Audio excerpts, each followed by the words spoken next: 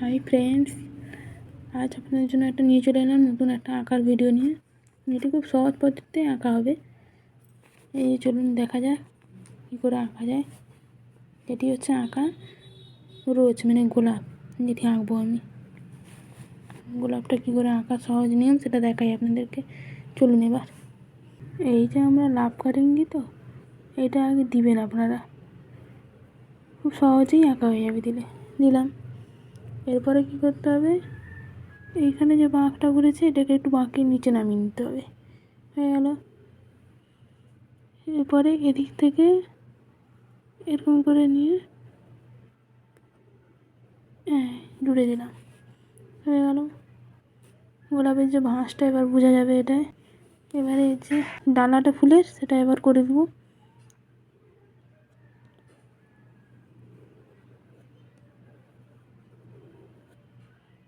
পাতাগুলো আগে করে দিচ্ছি, পরে এটা করে দিই।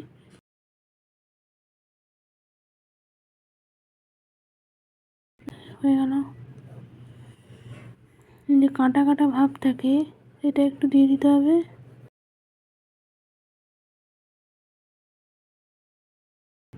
হয়ে গেল।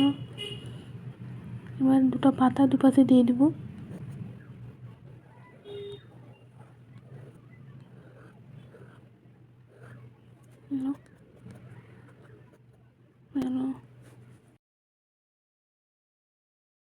ব্যাস কমপ্লিট হলো পাতাগুলো আমার।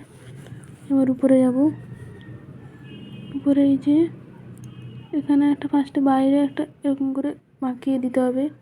উপরে ভিতরটাতে করতে হবে,